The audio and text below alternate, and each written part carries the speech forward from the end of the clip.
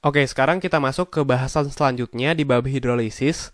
Sekarang kita akan membahas tentang hidrolisis garam ketika si garam itu dihasilkan dari reaksi antara asam kuat dan basa lemah. Nah, di video sebelumnya kita udah ngebahas yang ini. Kita udah ngebahas hidrolisis garam ketika si garam dihasilkan dari reaksi antara asam kuat dan basa kuat. Yang akan kita bahas sekarang adalah hidrolisis garam ketika dia dihasilkan dari asam kuat dan basa lemah. Kita lihat di sini. Kemarin kita sudah belajar bahwa garam itu ada 4 jenis. Nah, yang akan kita bahas itu adalah garam jenis yang kedua. Garam hasil reaksi antara asam kuat dan basa lemah. Kita tahu garam nomor 2 ini itu tuh bersifat asam. Jadi garam yang dihasilkan dari reaksi asam kuat dan basa lemah itu sifatnya asam, alias pH-nya kurang dari 7. Nah, ini yang akan kita bahas sekarang. Kita akan membahas, nanti kelihatan kenapa garam nomor 2 ini dia tuh bisa bersifat asam. Oke, kita lihat di sini. Berarti contoh garam yang dihasilkan dari reaksi antara asam kuat dan basa lemah itu adalah NH4Cl. Karena di sini HCl, kita tahu HCl itu adalah asam kuat. Dia itu tergolong ke dalam asam kuat, sementara NH3 kita tahu dia tergolong ke dalam basa lemah. Ini adalah basa lemah. Jadi NH4Cl itu adalah garam yang dihasilkan dari reaksi antara asam kuat dan basa lemah. Oke, kita bahas lebih lanjut tentang NH4Cl di sini. Nah, jadi NH4Cl itu adalah suatu garam. Kita kemarin juga sudah belajar bahwa garam itu cirinya dia itu bisa terionisasi, membentuk ion positif alias kation dan ion negatif alias anion. Nah, si NH4Cl juga sama. Dia itu bisa terionisasi. NH4 dan Cl di sini mereka tuh bisa terpisah. Mereka bisa terionisasi, membentuk ion NH4+ dan Cl-. Jadi NH4Cl terionisasi membentuk NH4+ yang di sini berperan sebagai ion positif atau kation karena ini muatannya positif, dan Cl-. Nah, di sini dia berperan sebagai ion negatif atau anion karena di sini dia muatannya negatif. Nah, kita kemarin juga sudah membahas ketika kita punya suatu garam, satu hal yang penting yang bisa kita analisis adalah mencari tahu garam tersebut itu tuh berasal dari asam dan basa apa. Tadi kan suatu garam itu pasti dibentuk dari reaksi antara asam dan basa. Nah, jadi kalau kita punya suatu garam, satu hal penting yang bisa kita analisis adalah kita cari tahu si garam tersebut tuh berasal dari asam apa dan basa apa. Nah, caranya udah kita bahas kemarin. Kation garam alias yang ionnya positif itu pasti berasal dari basa yang kehilangan ion OH-. Sementara anion garam alias yang ion negatif itu pasti berasal dari asam yang kehilangan ion H+. Nah, jadi cara untuk menentukan itu tuh berasal dari basa dan asam apa, untuk kation kita reaksikan dengan OH-. Sementara untuk anion kita reaksikan dengan H+. Jadi untuk kation yaitu NH4+, di sini NH4+ kita reaksikan dengan OH-. Sementara yang anion kita reaksikan dengan H+. Yang anion Cl- kita reaksikan dengan H+. Nah, kalau yang ini gampang ya, Cl- tambah H+ itu pasti sama dengan HCl. Nah, yang ini NH4+ tambah OH- di sini satu buah ion H+ yang dimiliki oleh NH4+ itu akan diberikan ke sini. Sehingga nanti produknya itu adalah NH3 dan H2O. Nah, ini HCl itu adalah asam, NH3 itu basa. Nah, berarti NH4+ di sini itu berasal dari basa NH3. Sementara Cl- di sini itu berasal dari asam HCl. Jadi, NH4Cl itu tuh berasal dari asam HCl dan basa NH3. Nah, jadi si NH4+-nya itu berasal dari basa NH3, si Cl- nya itu berasal dari HCl. Nah, ini caranya kita reaksikan dengan OH- dan H+. Oke, sekarang kita bahas reaksi hidrolisisnya. Reaksi hidrolisis kita tahu itu adalah reaksi yang terjadi antara kation garam atau anion garam dengan air. Jadi si kation dan anion di sini itu bereaksi dengan H2O. Berarti kalau kation NH4+ bereaksi dengan H2O, sementara yang anion Cl- dia bereaksi dengan H2O. Oke, jadi ini adalah reaksi hidrolisis dari garam NH4Cl. Nah, di video sebelumnya kita sudah membahas bahwa kation ataupun anion yang asalnya dari basa atau asam yang kuat, itu tuh tidak bisa terhidrolisis. Reaksi hidrolisisnya tidak akan terjadi jika si kation atau anionnya itu berasal dari basa atau asam yang kuat. Nah, yang bisa terhidrolisis itu adalah kation atau anion yang asalnya dari basa atau asam yang lemah. Nah, kalau asalnya dari basa atau asam yang lemah, dia tuh bisa terhidrolisis. Sementara kalau asalnya dari asam atau basa yang kuat, dia tuh tidak bisa terhidrolisis. Nah, sekarang kita lihat di sini. NH4+ itu kan asalnya dari NH3. Kita tahu tadi NH3 itu adalah basa lemah. Berarti kalau asalnya dari yang lemah, dia itu bisa terhidrolisis. Berarti NH4+ di sini dia tuh bisa mengalami hidrolisis. Jadi reaksi ini tuh terjadi. Reaksi ini bakal terjadi. Reaksi hidrolisis NH4+ itu akan terjadi karena NH4+ itu berasal dari NH3 yang merupakan suatu basa lemah. Nah, ini reaksinya apa? NH4+ plus H2O di sini yang terjadi adalah si NH4+ dia itu akan memberikan satu buah ion H+ ke H2O. Sehingga di sini produk yang terbentuk itu adalah NH3 dan H3O+. Oke, ini kita simpan dulu ya. Sekarang kita bahas yang Cl-. Kita tahu tadi Cl- itu dihasilkan dari HCl.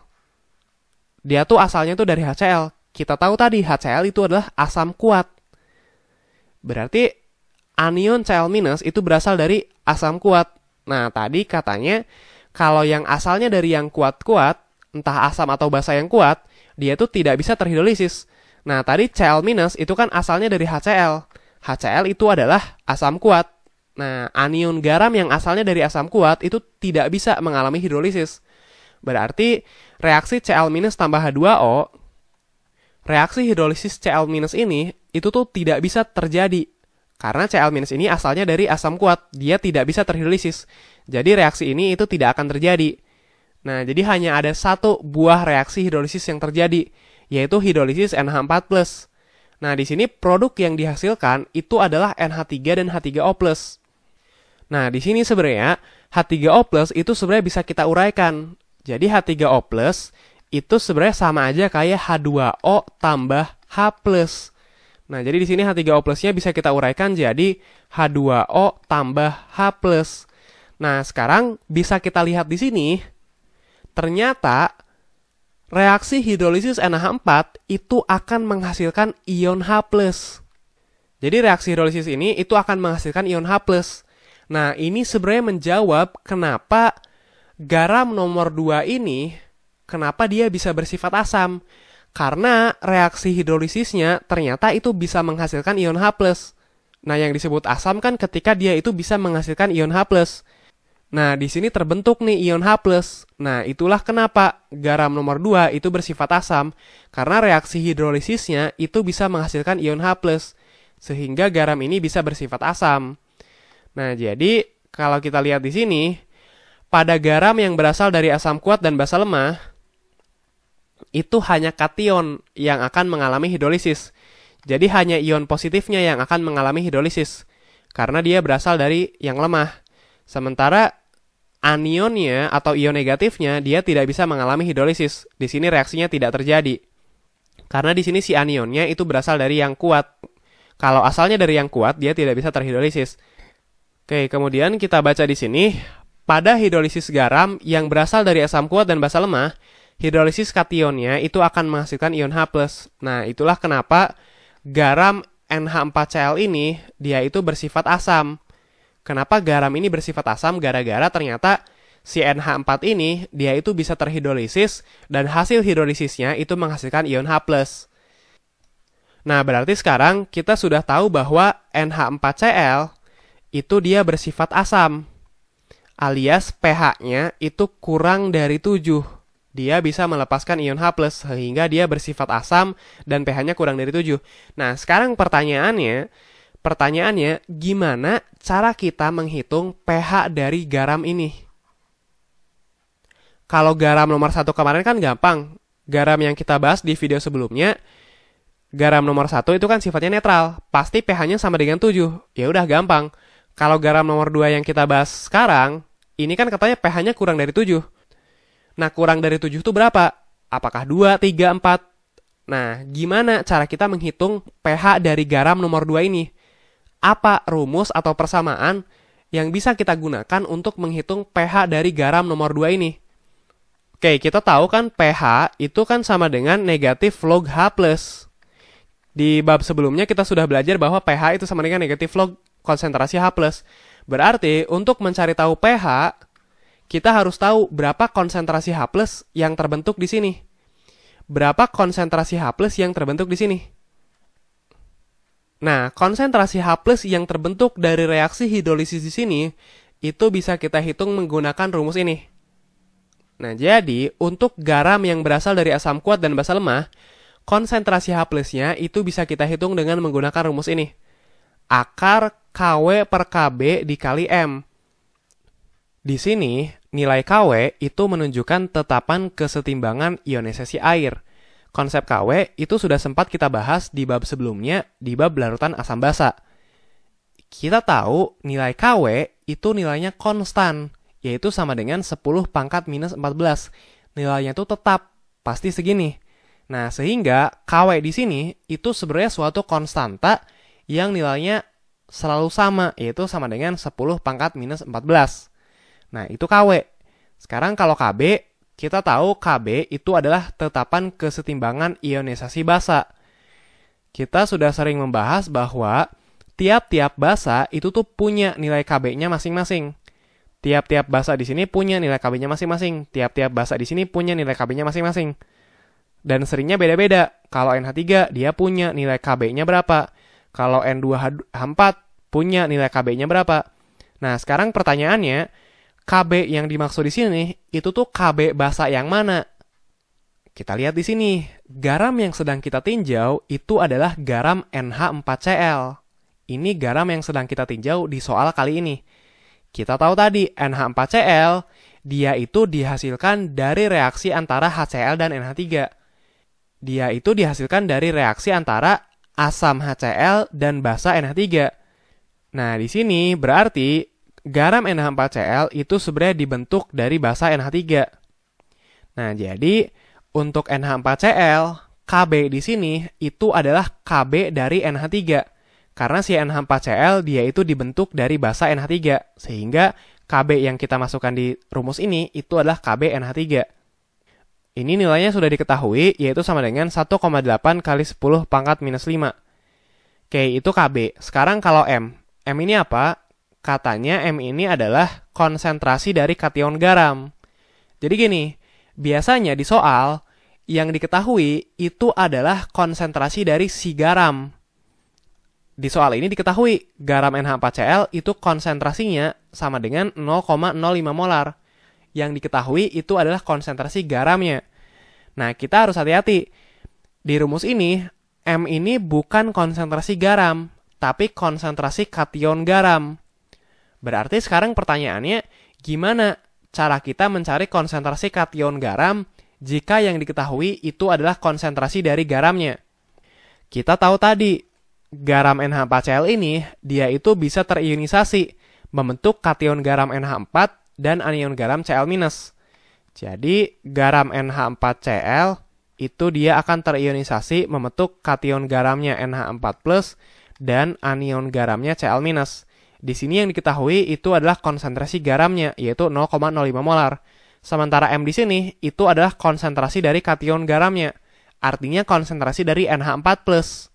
Nah, gimana cara kita mencari berapa konsentrasi NH4+ di sini?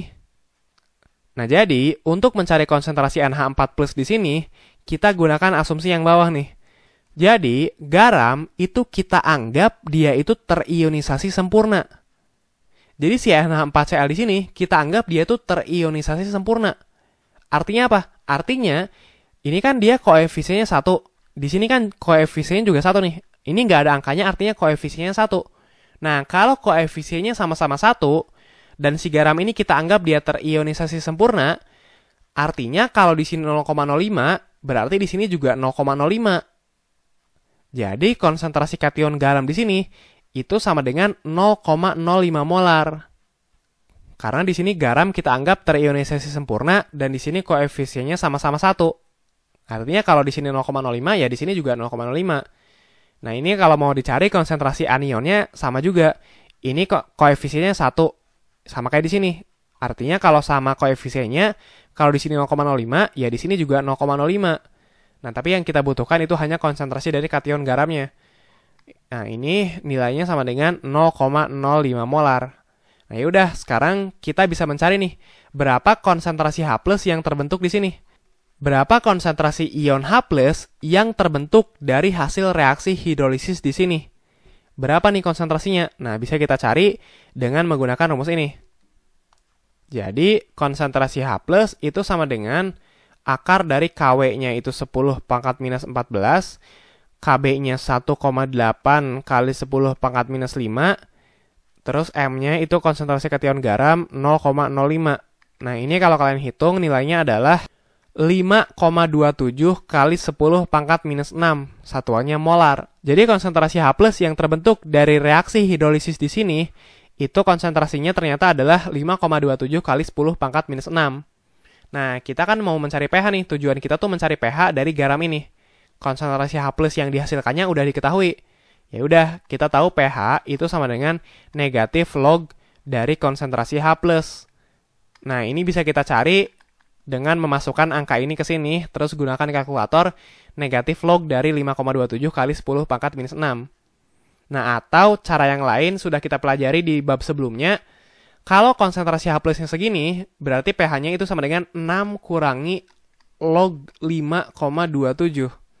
Angka 6 ini kita dapat dari sini, sementara 5,27 itu kita dapat dari sini. Nah, ini caranya sudah kita bahas di bab sebelumnya ya. 6-nya dapat dari sini, 5,27-nya dapat dari sini. Ya udah, langsung aja pakai kalkulator. 6 kurangi log 5,27 itu sekitar 5,28. Nah, jadi garam NH4Cl yang konsentrasinya 0,05 molar itu ternyata punya pH sama dengan 5,28. Nah, di sini ternyata terbukti nih bahwa garam nomor 2 ini, garam yang hasil reaksi antara asam kuat dan basa lemah ini, ternyata dia memang bersifat asam. Ternyata memang pH-nya kurang dari 7. Untuk soal ini, ternyata pH-nya 5,28. Dia pH-nya kurang dari 7. Dia bersifat asam. Nah, kenapa? Gara-gara tadi, gara-gara reaksi hidrolisis di sini itu menghasilkan ion H+. Nah, karena dia menghasilkan ion H+, sehingga dia akan bersifat asam, sehingga dia pH-nya akan kurang dari 7. Oke, jadi perhitungannya seperti itu ya. Ini rumus yang digunakan untuk mencari konsentrasi H+ yang dihasilkan dari reaksi hidrolisis tadi. Oke, sekarang kita lihat contoh yang lain. Di sini diketahui kita punya garam NH42SO4. Konsentrasi garamnya itu adalah 0,05 molar. Kita ingin mencari berapa pH dari garam ini. Nah, untuk mencari pH, kita kan cari dulu berapa konsentrasi H+-nya. Dengan menggunakan rumus ini. Konsentrasi H+ sama dengan akar KW per KB dikali M. Nah, tapi ingat, rumus ini itu hanya berlaku untuk garam yang bersumber dari asam kuat dan basa lemah. Nah, jadi tugas kita sekarang adalah buktiin, bener nggak garam ini tuh berasal dari reaksi antara asam kuat dan basa lemah. Nah, caranya gimana? Caranya sudah kita bahas tadi. Pertama, kita tulis dulu reaksi ionisasinya. Kita ionisasi dulu si garam ini. NH4 2 kali SO4, ini kan dia bakal terionisasi membentuk kation dan anion. Di sini ada NH4 dan SO4. Berarti di sini ada NH4, ionnya itu NH4+, kalau SO4, dia muatannya itu 2-. Nah, kalau misalnya bingung nih, kita misalnya nggak tahu nih NH4 tuh muatannya berapa, kita nggak tahu SO4 tuh muatannya berapa. Nah, ini sebenarnya bisa kita lihat di tabel yang sudah sempat kita bahas. Kalau NH4, dia muatannya itu positif 1. Kalau SO4, dia muatannya negatif 2. Nah, jadi garam yang ini, dia itu terionisasi membentuk NH4+, dan SO4 2-. Kemudian kita lihat di sini, ini kan NH4-nya ada 2 buah. Di sini cuma 1. Ini reaksinya belum setara. Nah, agar setara, ini kita kalikan 2. Jadi ada 2 buah ion NH4+ yang terbentuk di sini. Karena di sini NH4-nya ada 2 buah. Oke, jadi ini adalah reaksi ionisasi dari si garam. Nah, untuk menentukan garam tersebut itu berasal dari asam dan basa apa? Kita udah belajar tadi. Kalau kation atau ion positif, pasti berasal dari basa yang kehilangan ion OH-. Kalau anion atau ion negatif, pasti berasal dari asam yang kehilangan H+. Nah, untuk mencari kation dan anion tersebut berasal dari basa dan asam apa? Yang kation kita reaksikan dengan OH-, yang anion kita reaksikan dengan H+. Jadi yang ion positif di sini kita reaksikan dengan OH-. Jadi 2NH4+, atau nggak usah duanya nggak usah dibawa. Jadi NH4+, di sini kita reaksikan dengan OH-. Sementara yang anion, yang negatif, SO4 2- kita reaksikan dengan H+. Nah, ini reaksinya sudah sering kita bahas. Satu buah H+ itu akan ditransfer ke sini. Sehingga hasil reaksinya itu adalah NH3 dan H2O. Nah, berarti kesimpulannya, ion NH4+ ini itu bersumber dari basa NH3. Sementara yang bawah, kalau kita lihat, nah ini belum setara nih. Ini kan muatannya negatif 2 nih. Yang ini muatannya positif 1. Belum setara, yang negatifnya 2, yang positifnya 1. Kalau yang atas kan udah setara, positifnya 1, negatifnya 1.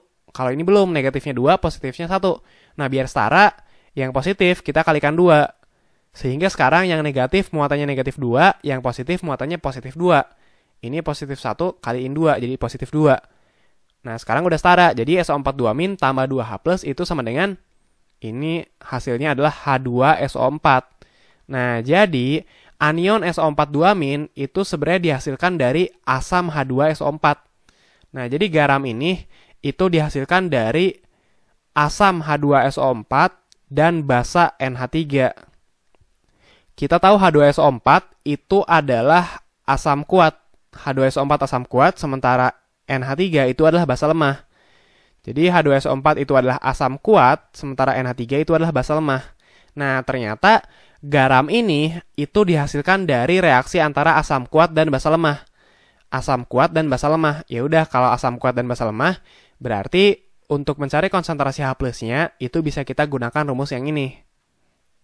Nah, ini Kb-nya Kb yang mana? Ya udah, karena dia dihasilkan dari basa NH3, berarti Kb yang di sini itu adalah Kb NH3 yang nilainya 1,8 kali 10 pangkat minus 5. Jadi ini 1,8 kali 10 pangkat minus 5. Nah, sekarang tugas kita tinggal nyari M-nya nih. Kita tahu M itu adalah konsentrasi dari kation garam, yaitu konsentrasi dari NH4+ di sini nih.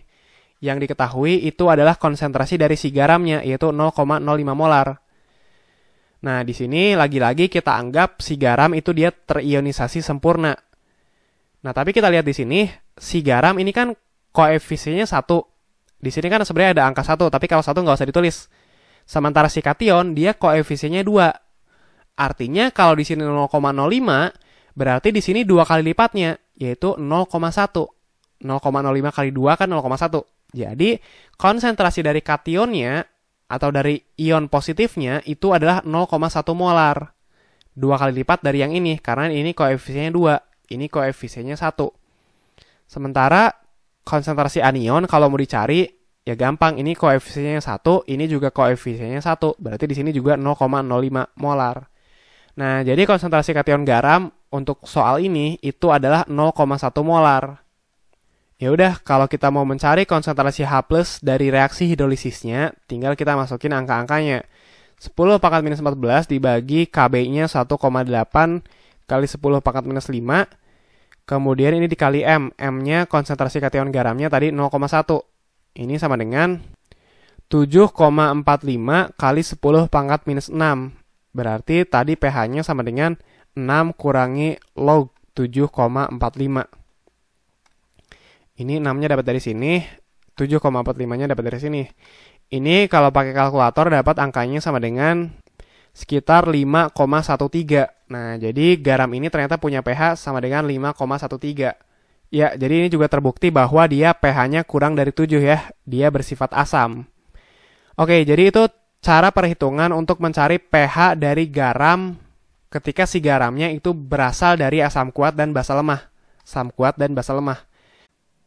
Oke, sekarang gini. Pertanyaannya, rumus ini itu tuh asalnya dari mana? Asal-usulnya dari mana? Tadi kan kita tiba-tiba aja nih. Tiba-tiba aja muncul rumus konsentrasi H+ itu sama dengan akar KW per KB dikali M. Tapi kita belum ngebahas. Sebenarnya penurunan rumusnya tuh seperti apa? Kenapa bisa tiba-tiba muncul rumus seperti ini? Nah, penurunan rumusnya seperti apa? Ini rumusnya datang dari mana? Itu tidak kita akan bahas di video kali ini. Karena penurunan rumusnya cukup panjang. Jadi nanti paling, kalau kalian mau tahu ini rumusnya datang dari mana, penurunan rumusnya seperti apa, nanti paling saya bikin dokumennya atau PDF-nya. Nah, nanti kalian download dari sana.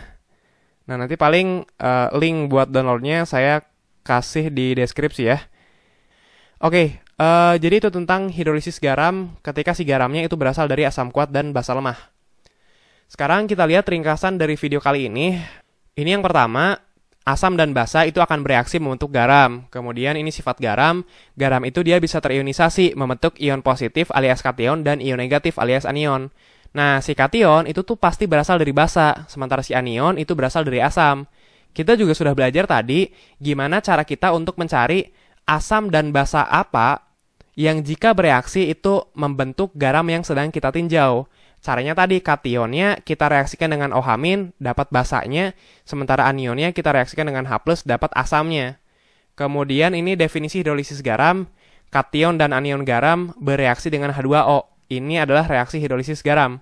Kemudian ini yang penting nih, kation dan anion garam yang berasal dari basa atau asam yang kuat itu tidak bisa terhidrolisis. Kalau dia asalnya dari yang kuat-kuat, dia tuh tidak bisa mengalami hidrolisis. Nah, yang bisa mengalami hidrolisis atau yang bisa terhidrolisis itu adalah kation atau anion yang berasal dari basa atau asam yang lemah. Jadi kalau asalnya dari yang kuat, dia tidak bisa terhidrolisis. Sementara kalau asalnya dari yang lemah, dia itu bisa mengalami hidrolisis. Nah, sehingga untuk video kali ini, garam yang kita tinjau di video kali ini, yaitu garam yang berasal dari asam kuat dan basa lemah, itu tuh hanya kationnya saja yang bisa mengalami hidrolisis.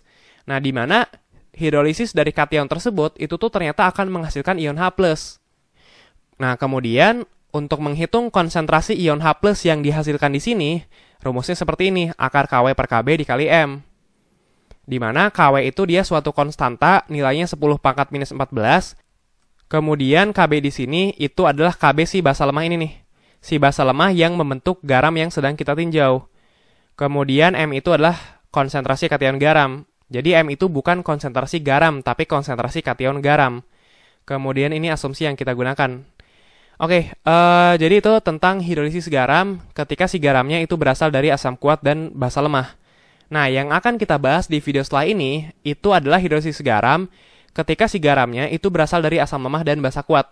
Nah, jadi kebalik nih, asamnya yang lemah, kemudian basanya yang kuat. Itu yang akan kita bahas di video setelah ini.